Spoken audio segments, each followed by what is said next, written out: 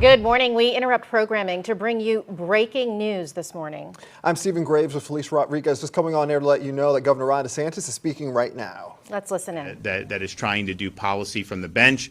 This is not going to deter us. We're going to continue working on the deportations and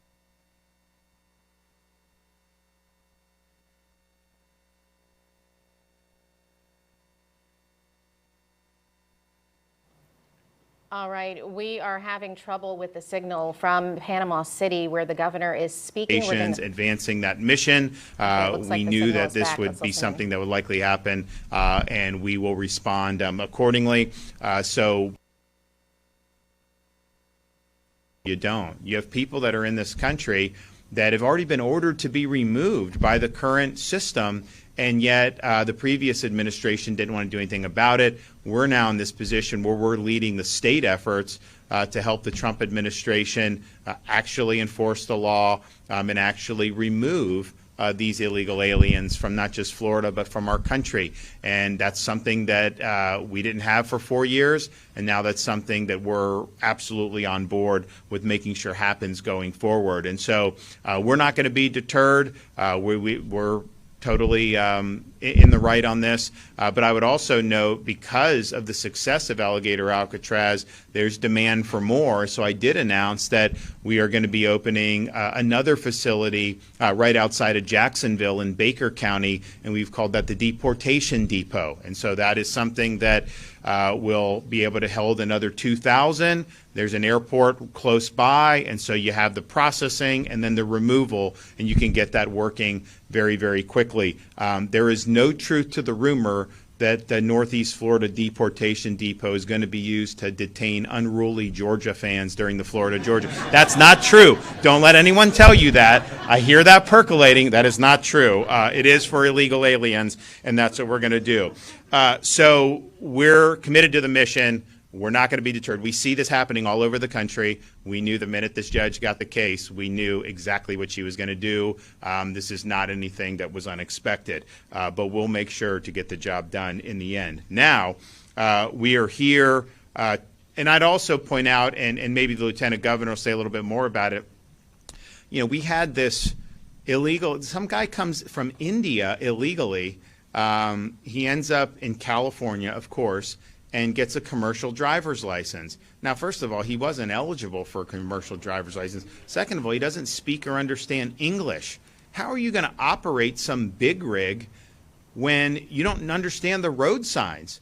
And so this guy got a commercial driver's license in Washington State and in California. Well, he's driving stuff in Florida and ends up trying to do a U-turn in the middle of the highway where they have the gaps for the highway patrol, official use only. And of course, you can't just do that on a dime. And there's a car coming, and the car runs into the big rig, and 3 people are killed because this guy doesn't know what the hell he's doing. So this was something that we were, and then so, you know, people didn't necessarily know what happened at the time because the witnesses were dead. But we got the video you saw, and it's just like this guy had it didn't even faze him that this had happened. First of all, if I got into a wreck, you know, and didn't hit anybody, you know, that would be something that I'd be concerned about. Like, okay, did I try to do a U-turn or whatever? And then if there's any type of collision, aren't most people's first reaction to just be like, oh man, I hope everyone's all right, and to try, this guy didn't care. And so we we worked with the federal government. They were able to get him. The U.S. Marshals were able to, once that evidence came in, were able to detain him. We sent the Lieutenant Governor out to personally extradite him back to Florida yesterday. And so he is in Florida, and he is facing justice in Florida for those 3 deaths. But that's not enough. Yes, we'll hold him accountable, and he's going to potentially spend decades in prison. But why would a company, and this is a California company, why would they put someone behind the wheel of one of those things when this guy can't even communicate and doesn't understand English? And so the Trump administration, I think commendably, has already revoked the company's license to operate. And I think that's absolutely appropriate. We're going to be looking at what our remedies are, or maybe from the victims' families' remedies against a company that didn't seem to care about public safety. But then you also have the issue of California. You know, we've talked about these, we've seen this on display. Certainly since I've been governor, you see what has happened to Chicago. It's collapsed. What's happened to some of these places in California? You got homeless everywhere. You got obviously high taxes. You got people leaving. New York City, as bad as that got under de Blasio, I'd say, buckle your seatbelt if this new guy gets in. It's going to be a total disaster, and it's a predictable outcome of leftist policies being put in place. And we contrast that, we criticize it, we say, hey, people are leaving your state and everything. But it's not just kind of a philosophical debate. Yeah, Florida, people want to come here. We have low tax, we're doing all this stuff, low crime. The reality is those sanctuary policies of California are spilling over, and they are impacting people around the country. And this is a great example of that happening. So ultimately, we can do all the right things in Florida, and we'll continue to do it. But unless these sanctuary jurisdictions like California are reined in, you are going to continue to expose Americans in other states to the problems that flow from not caring about borders or not caring about the rule of law. So I just wonder, like in Congress, we've got a Republican Congress. All these guys that run when they ask you for their vote, oh, I'm going to stop the border, I'm going to be tough on immigration. Not one runs openly on being weak on immigration, right? Because they know they would lose if they did that. And so, but yet, they haven't defunded sanctuary states like California. They haven't defunded sanctuary cities. They could overhaul this whole bureaucracy that makes it harder to remove illegal aliens from this country, and they haven't done it. So I think ultimately they're going to have to step up to the plate. What happened in Florida is a predictable consequence of these sanctuary policies. But we as Floridians, we can't reach out and change California's policies. Like, that's beyond our capacity as a state government. I have people, saying, oh, we wish California was doing, what you're doing. I was like, well, you got to elect different people. Ultimately, that's what you got to do, and they haven't been willing to do that. So I think it's going to continue. But there is ways to hold these rogue states accountable. And Congress has the power of the purse. Congress has the ability to regulate appropriately, and certainly can help streamline the immigration operations that are being undertaken both in Florida and with the Trump administration. So I thank Lieutenant Governor Collins for going out there, bringing him back. I know there's going to be really swift justice that's going to be administered, but this did not need to happen. This was totally avoidable, and it is the result of bad policies. Now, which brings us here today.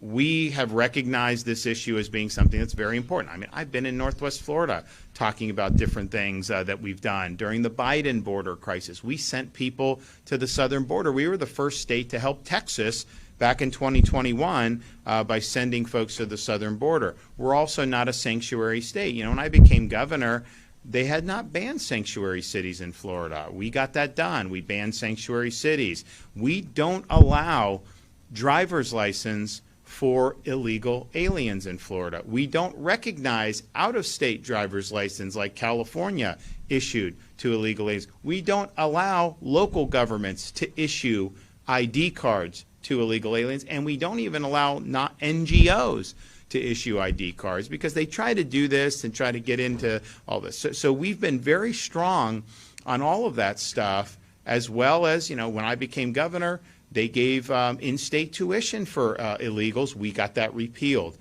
So we've done a lot of really good stuff. But the reality is, when Biden was in, it's like swimming upstream. You can make sure you have good policies, but if our highway patrol would stop somebody who's here illegally, Biden's people wouldn't do anything about it. They would just release them and let them go on their business. So there was really no interior enforcement. So when President Trump won election in November of 2024, we saw that as an opportunity to finally address this issue once and for all. And we may not get another chance to do it if we don't get the job done now. So we, at the beginning of this year, I called a special session of the Florida legislature. We needed to make sure that in the state of Florida, yeah, we're not a sanctuary state, but we want to be part of the solution. We're not just going to sit on our hands. We, because of that legislative push that I made, we are the only state in the country that requires all state and local law enforcement agencies to participate with DHS on immigration enforcement and removal operations. And that's made a huge difference. We've now set the standard. Other states are now following suit, not just on the detention and processing, like got a lot of news with Alligator Alcatraz, but so many other things that we're doing. And the Florida Highway Patrol has really been a huge part of that effort. I believe they were the first agency in the entire country to execute a 287G agreement with the Department of Homeland Security. It's a bureaucratic term that basically the federal government is blessing these state and local law enforcement officers with the ability to participate in immigration enforcement. So under Biden, if our highway patrol pulled over someone who was here illegally driving drunk, whatever they did in the criminal system here, they could do. But if they wanted to transport for a deportation, they weren't allowed to do that. ICE wouldn't recognize it. Well, now, with these agreements, they can do that. They can be part of the solution. So we're really glad that we were able to do that. And so we've really led the way on all of that stuff. We have done a lot of different operations over these many months now, and we've had a tremendous amount of success. And we're going to continue to be somebody that can be counted on by the Trump administration to bring about positive resolution to a border issue and immigration issue that has been constantly an issue for many, many decades. So today we are highlighting yet another major enforcement effort. This week, a first-of-its-kind immigration enforcement operation started in Florida's Panhandle, led by the Florida Highway Patrol in coordination with our federal partners, including DHS, agencies like Border Patrol, HSI, and ICE. The Panhandle Immigration Enforcement Operation is part of a comprehensive multi-agency enforcement detail targeting illegal aliens with criminal records, fugitives, and repeat immigration violators. We deployed 45 FHP troopers and 20 federal personnel across Escambia, Santa Rosa, Walton, Okaloosa, Holmes, Bay, Washington, and Jackson counties.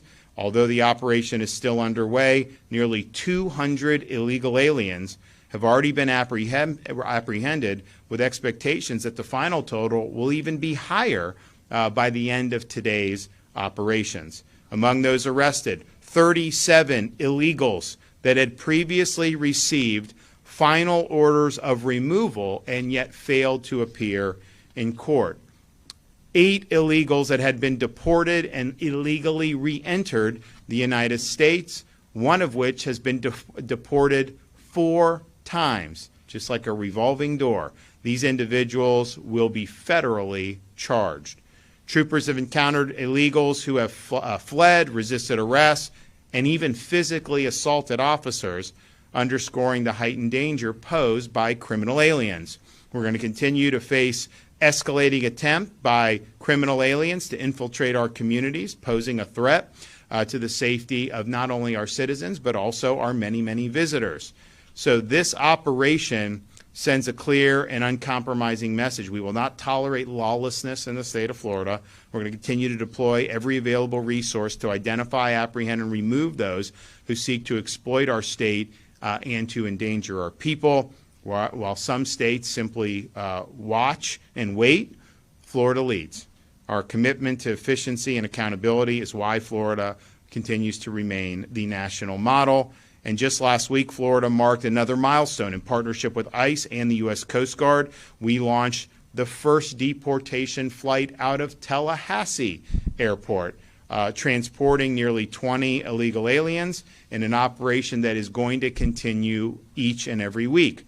This operation reflects our expanding coordination with federal partners and reinforces our mission to secure the interior of this country and to protect our communities. Since March, FHP has vetted nearly 4,700 individuals.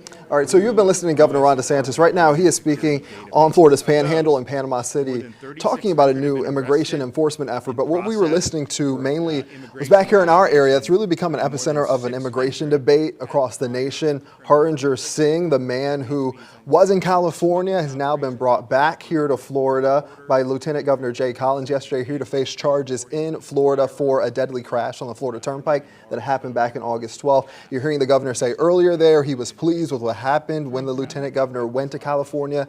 Of course, as you know, he spoke about how it was a successful effort to bring him back, and he was, quote, going to throw the book at him when he comes back here to Florida. So right now, Harbinger Singh, he was in California, made that trip by plane to Tallahassee, and we are monitoring him coming right here to St. Lucie County, again, to face charges.